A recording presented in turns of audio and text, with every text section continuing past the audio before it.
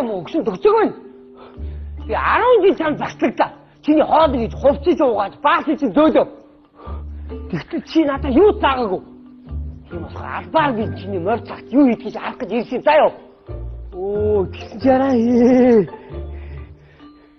Дотоод сэтгэлийн гүн нууц нэвтрэхийн тулд 20 жил хангалтгүй санагдах үе би шавмэн. Бити олон юм онгод. Яа чи ийм наа хуурж байгаа хөөхгүй. Өстөрцөн. Би одоо эндээс явнаа.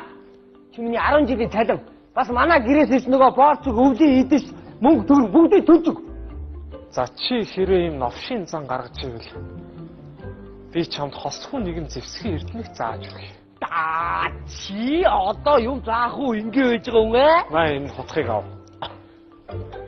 Хизээ нэгэн цагт чам руу дээрэмчин довтлох болно. Чи тэр үед бие хамгаалдаг байх ёстой. Маа хутга мисэрэ багш руугаа довтол.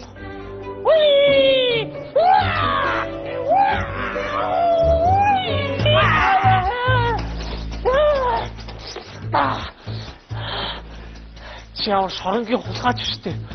Хүний араас хутга шаагаадах тийм болоог багт. За тэгвэл одоо урдаач.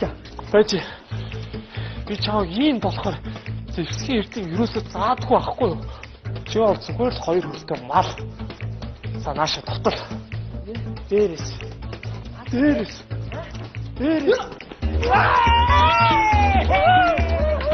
Яа, би дээрээс.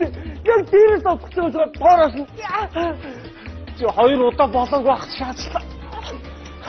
Чи зэвсгийн эрдэм төгс баатар мэдээ гараа шулуун ойрлол чарлаад нэг удаан дайраад. Бачста. Оо багш, энэ чи өөрөө эвэр юм би. Хоёроо заадаг багш. Би хөдлөхгүй нөхшөөраа.